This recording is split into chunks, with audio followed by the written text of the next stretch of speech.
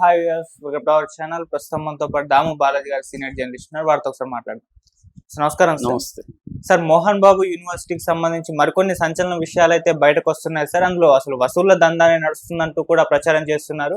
అంటే ఒక TV channel వెళ్ళి వాళ్ళ పేరెంట్స్ తో మాట్లాడడం జరిగింది. అక్కడ ఉన్న స్టూడెంట్స్ వాళ్ళ పేరెంట్స్ తో, వాళ్ళందరూ కూడా చెప్పేది చూస్తుంటే నిజంగా అవకతవకలు జరుగుతున్నట్టుగా, వసూళ్ల దందా నడుస్తున్నట్టుగా అర్థమైపోతుంది. మరి ఏం జరుగుతుంది మోహన్ బాబు యూనివర్సిటీలో? మరి పేరెంట్స్ ఏం చెప్తున్నారు? మరి ఇది ఎక్కడి వరకు వెళ్ళే అవకాశం ఉంది? మీరేం చెప్తారు సార్? మామూలుగా మనం ఆల్రెడీ చెప్పుకున్నాము ఈ టాపిక్. బట్ ఇప్పుడు ఏంటంటే అప్డేట్ ఏంటంటే పేరెంట్స్ మీడియా ముందుకు వచ్చారు చాలా మంది. వాళ్ళు అనేక సంచలనమైన విషయాలు లేదా షాకింగ్ విషయాలు వాళ్ళు బయటికి తీసుకొస్తున్నారు. మామూలుగానే ప్రైవేట్ కాలేజీలు, ప్రైవేట్ స్కూళ్ళల్లో రకరకాల ఫీజులు వసూలు చేస్తారు. ఒక స్కూల్ పెడితే ఒక హాస్టల్ పెట్టినట్టు, ఒక బట్టల షాప్ పెట్టినట్టు, ఒక చెప్పుల అంగడి పెట్టినట్టు, ఒక ఫ్యాన్సీ స్టోర్ పెట్టినట్టు, ఒక టూరు ప్యాకేజ్ ఉన్నట్టు, ఇలాగా అనేక వ్యాపారాలు ఆ ప్రైవేట్ స్కూలు, ప్రైవేట్ కాలేజ్ చుట్టూ తిరుగుతుంటాయి. ఎందుకంటే వాళ్ళ దగ్గర బ్యాగులు కొనాలి, వాళ్ళ దగ్గర బట్టలు కొనాలి, వాళ్ళ దగ్గర చెప్పులు కొనాలి, ఇంకేమన్నా కావాలంటే వాళ్ళ దగ్గర ఎక్విప్మెంట్ ఉంటే అది కొనాలి. వాళ్ళు మళ్ళీ టూర్స్ కండక్ట్ చేస్తుంటారు. ఇవన్నీ అంటే ఒక కేవలం ఎడ్యుకేషన్ దాని చుట్టూ ఉండే ఫీజులు కాకుండా రకరకాల రూపాల్లో పేరెంట్స్ నుంచి ఫీజులు ఎలా లాగాలనేది మనం ప్రైవేట్ స్కూళ్ళు, కాలేజీల్లో చూడొచ్చు. ఎందుకంటే నేను ప్రైవేట్ స్కూళ్ళల్లో టీచర్గా పనిచేస్తే, కాలేజీలో లెక్చరర్గా పనిచేస్తాను. నాకు చాలామంది ఫ్రెండ్స్ ఉన్నారు నాకు ప్రైవేట్ స్కూల్లో పెట్టిన. రకరకాల రూపాల్లో వీళ్ళని ఎలా, అందరూ అని నేను చెప్పట్లేదు, చాలా వరకు ఏంటంటే అలా చేసేవాళ్ళు ఉన్నారు. కొంతమంది సిన్సియర్గా కూడా ప్రైవేట్ స్కూల్ నడిపే వాళ్ళు ఉన్నారు. సో ఇక్కడ మోహన్ బాబుకి నిజానికి ఒకప్పుడు మంచి పేరు ఉండేది. శ్రీ విద్యానికేతన్ పేరుతో ఆయన స్కూల్ పెట్టడం అక్కడ. ఎందుకంటే అది కొద్దిగా బ్యాక్వర్డ్ ఏరియాగా ఉండేది. ఈ రంగంపేట అంటే తిరుపతి నుంచి 2 కిలోమీటర్ల వరకు దూరం ఉంటుంది. అది తిరుపతి టు మదనపల్లి. ఈ మధ్య నేషనల్ హైవే అయింది, నేషనల్ హైవే 71.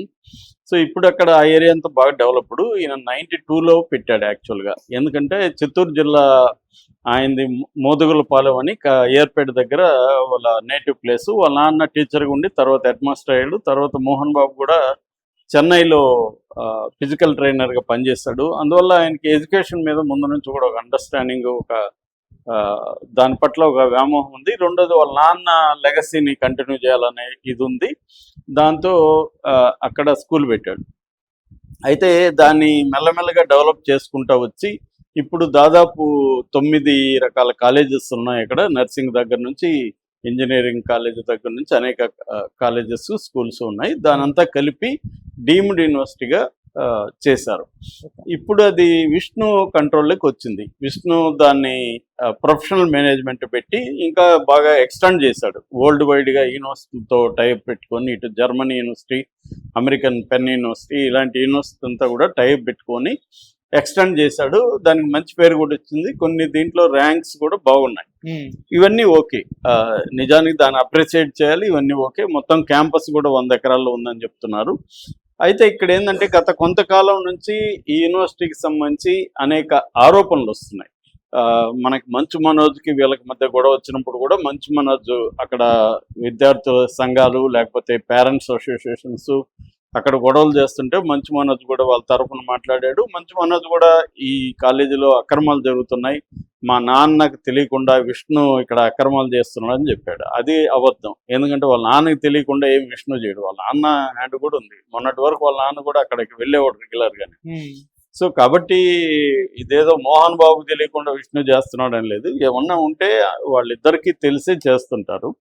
సో ఇక్కడ ప్రధానంగా ఏంటంటే ఒకటి, AP Andhra Pradesh higher education commission ఉంది. ఆ కమిషన్ అంటే రెగ్యులేటరీ అండ్ మానిటరింగ్ కమిషన్ అంటారు. ఈ ఉన్నత విద్యా కమిషన్ తెలుగులో సింపుల్గా చెప్పుకోవచ్చు. ఈ కమిషన్కి పేరెంట్స్, విద్యార్థి సంఘాలు, ఏఎస్ఎఫ్, తర్వాత ఎస్ఎఫ్ఐ, ఎన్ఎస్యు ఇలాంటి సంఘాలు ఎప్పటి నుంచో విద్యార్థి సమస్యల మీద పనిచేస్తున్నారు. వాళ్ళు కంప్లైంట్ ఇచ్చేశారు, ఇట్లా అవకతవకలు జరుగుతున్నాయి అని. వాళ్ళు వచ్చి ఉన్నత విద్యా కమిషన్ వచ్చి విచారణ జరిపింది. పేరెంట్స్తో మాట్లాడింది, విద్యార్థులతో మాట్లాడింది, యాజమాన్యంతో మాట్లాడి రికార్డులంతా పరిశీలించారు. పరిశీలించి వాళ్ళు తేల్చింది ఏంటంటే 26,27,00,000 అక్రమంగా విద్యార్థుల నుంచి వసూలు చేశారు. ప్రధానంగా ఏంటంటే ఫీజు రీయింబర్స్మెంట్ ఎప్పటి నుంచో వైఎస్ ప్రవేశపెట్టిన ఫీజు రీయింబర్స్ స్కీమ్ అనేది కంటిన్యూ అవుతుంది. సో ఆ ఫీజు రీయింబర్స్మెంట్ కింద గవర్నమెంటే ఫీజెస్ పే చేస్తుంది కాబట్టి వీళ్ళ దగ్గర తీసుకోకూడదు మామూలుగా. కానీ వీళ్ళు ఏం చేస్తున్నారంటే వాళ్ళ దగ్గర తీసుకుంటున్నారు. అలాగా 26,27,00,000 తీసుకున్నట్టు ఉన్నత విద్యా కమిషన్ ఆరోపించింది. సో దాంతో ఉన్నత విద్యా కమిషన్ ఏంటంటే ఫైన్ వేసింది, వీళ్ళకి 15 lakh ఫైన్ వేసింది. తర్వాత ఈ 26,27,00,000 15 రోజుల లోపల తిరిగి చెల్లించమని కూడా చెప్పింది. సో ఇప్పుడు దాని మీద వీళ్ళు హైకోర్టుకి వెళ్ళారు. మోహన్ బాబు వాళ్ళు హైకోర్టు ఆ ఉత్తర్వుల మీద స్టే ఇచ్చింది. స్టే ఇస్తే ఇప్పుడు వాళ్ళు ఏం చేశారంటే ఉన్నత విద్యా కమిషను తన ఇచ్చిన సిఫార్సుల్ని ఇంకొక సిఫార్సు కూడా చేసింది. అదేంటంటే యూనివర్సిటీని మూసేసి లైసెన్స్ రద్దు చేసి ఈ విద్యార్థులంతా ఎస్వి యూనివర్సిటీకి అనుబంధంగా తీసుకొచ్చేయాలనేది కూడా సిఫార్సు చేసింది. సో దీని మీద అంటే యూనివర్సిటీ తీసుకున్న ఈ 3 నిర్ణయాలు, ఒకటేమో ఫైన్, రెండోదేమో 26,27,00,000 15 days లోపల చెల్లించాలి, మూడోది ఈ సిఫార్సు ఏదైతే ఉందో ఆ యూనివర్సిటీ లైసెన్స్ రద్దు చేయడం, దీని మీద హైకోర్టుకి వెళ్ళారు. హైకోర్టు స్టే ఇచ్చింది. స్టే ఇచ్చినాక వీళ్ళు ఏం చేశారంటే ఈ ఉన్నత విద్యా కమిషన్ తన పోర్టల్లో దీన్ని అప్లోడ్ చేసింది వాళ్ళ ఆదేశాలని. దీని మీద ఇప్పుడు మొన్నంతా మనం స్టోరీ కానీ మీడియా అంతా కూడా ఈ ఉత్తర్వుల మీద మాట్లాడుకున్నాం. సో దాంతో మళ్ళీ మన విష్ణు కూడా డీటెయిల్ గా ప్రకటించాడు. అది కోర్టులో ఉంది కాబట్టి సబ్జుడిస్ అవుతుంది కాబట్టి దాని మీద డిస్కస్ చేయకూడదు, వాళ్ళు అలా పోర్టల్లో పెట్టడం కరెక్ట్ కాదు. ఎందుకంటే కోర్టులో ఉన్నప్పుడు మళ్ళీ ఆ ఉత్తర్వులు అనేది సస్పెండ్ చేసి అంటే అబేయన్స్లో పెట్టింది. అబేయన్స్లో పెట్టిన అంటే ఆపింది. అది ఆపినప్పుడు దాన్ని మళ్ళీ ఉత్తర్వులను అప్లోడ్ ఎలా చేస్తారని చెప్పి విష్ణు కూడా ప్రకటించారు. మీడియా కూడా సంయమనం పాటించాలి ఇవన్నీ చెప్పాడు. దాంతో మళ్ళీ వీళ్ళు హైకోర్టుకి వెళ్ళారు, ఇట్లా పోర్టల్లో పెట్టడం కరెక్ట్ కాదని. అప్పుడు హైకోర్టు పోర్టల్లో పెట్టడాన్ని తప్పు పట్టలేదు, మా ఉత్తర్వులు కూడా పెట్టండి అని చెప్పింది. అంటే ఆ ఉత్తర్వులను తీసేయమనలేదు వాళ్ళది, దాంతోపాటు కోర్టు ఇచ్చిన ఉత్తర్వులను కూడా పెట్టండి, అంటే స్టే ఇచ్చారనే విషయాన్ని తెలియజేయండి అనేది హైకోర్టు ఆదేశించింది.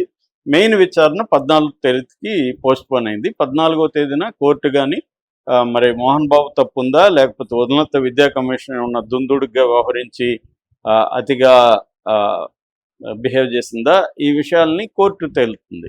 ఒకవేళ మోహన్ బాబుకు అనుకూలంగా లేకపోతే సుప్రీంకోర్టు కూడా మోహన్ బాబు వెళ్తాడు. ఇది డ్రాగ్ ఆన్ కూడా అయ్యే అవకాశం ఉందని నేను మొన్న కూడా చెప్పాను. ఇది ఒక యాంగిల్. ఇప్పుడు ఏంటంటే మీడియా ఎప్పుడైతే ఈ న్యూస్ బయటకు వచ్చిందో మీడియా విపరీతంగా పోయి పేరెంట్స్తో మాట్లాడడం ఇవన్నీ చేస్తుంది. ఈరోజు ఒక ఛానల్లో అక్కడ విద్యార్థుల తల్లిదండ్రులు మాట్లాడేది చూస్తే నేను కూడా షాక్ అయ్యాను. అంటే ఇన్ని రూపాయల్లో వసూలు చేస్తున్నారు అనేది ఈ మధ్యకాలంలో నాకు కూడా ఐడియా లేదు. అంటే వీళ్ళు ఏం చేస్తున్నారంటే ఒకటి మధ్యాహ్నం భోజనం, మనం మామూలుగా డే స్కాలర్స్ ఉంటారు, మామూలుగా 2 రకాలు ఉంటారు, రెసిడెన్షియల్, డే స్కాలర్స్. రెసిడెన్షియల్ వాళ్ళు అక్కడే హాస్టల్లో ఉంటారు కాబట్టి వాళ్ళకి అన్ని రకాల భోజనాలు 3 పూట్ల అక్కడే ఉంటుంది. కానీ రెసిడెన్షియల్ నాన్ రెసిడెన్షియల్ అంటే డే స్కాలర్స్ అంటారు. డే స్కాలర్స్ చుట్టూ ఇళ్లలో నుంచి వస్తారు లేదా పీజీ హాస్టల్లో ఉంటారు, ఎందుకంటే ఇక్కడ అందరికీ సరిపోకపోవచ్చు వీళ్ళ రెసిడెన్షియల్ ఇది కాబట్టి కొంతమంది బయట ఉండడానికి ఇష్టపడతారు. పీజీ హాస్టల్స్ దగ్గరలో ఉన్నాయి, హాస్టల్స్లో ఉంటూ వాళ్ళు ఏవో ఫుడ్ హాస్టల్లో నుంచి తెచ్చుకుంటారు లేదా వాళ్ళకి నచ్చిన ఫుడ్ వాళ్ళు మధ్యాహ్నం తెచ్చుకుంటారు. అది బ్యాన్ చేసి ఇక్కడే తినాలనేది ఒక రూలు, దానికి ఫీజు వసూలు చేస్తారు. అట్లాగే ఆర్టీసీ బస్సుల్లో రాకుండా వీళ్ళ బస్సుల్లోనే రావాలనేది ఇంకొక రూలు, దానికి కూడా ఫీజు వసూలు చేస్తున్నారు. అలాగే బట్టలు కానీ ఇందాక చెప్పిన ఇవన్నీ వాళ్ళ దగ్గరే కొనాలనేది ఒక రూల్ పెట్టారనేది పేరెంట్స్ కానీ విద్యార్థి సంఘాలు ఆరోపిస్తున్నారు. ఇప్పుడు నిన్న చెప్పిన వీడియోలో ఏంటంటే ఫైన్లు ఎట్లా ఉన్నాయని, అంటే ఫర్ ఎగ్జాంపుల్ ఏదో మోహన్ మంత్ర అనే ఒక స్కీమ్ ఉంది, దాని కింద 1000 రూపాయలు వసూలు చేస్తున్నారు. ఒకరోజు లేట్ అయినా కూడా 500 ఫైన్ వేస్తున్నారు దాని మీద. మామూలుగా ఫీజుల మీద కూడా 500 నుంచి 2000 వరకు పర్ డే ఫైన్ అని ఒక పేరెంట్ చెప్తున్నారు. మేము ఫైన్లే 35,000 కట్టామని చెప్తున్నారు. అంటే అంత ఫైన్లు వేస్తున్నారు. ఒక్క రోజు కట్టకపోయినా కూడా 500 నుంచి 2,000 వరకు ఫైన్లు వేస్తున్నారని చెప్తున్నారు. ఆ యాప్లో కూడా వివరాలు చూడండి, మేము పే చేసిన యాప్లో కూడా అన్నీ ఉన్నాయి డీటెయిల్స్ అని కూడా మీడియాకి చూపించారు. ఇక ఇంకోటి ఏంటంటే ఫోన్లు నాట్ అలౌడ్. అది మంచిదే. ఫోన్లు విద్యార్థులు కాలేజీలకు ఫోన్లు తీసుకెళ్తే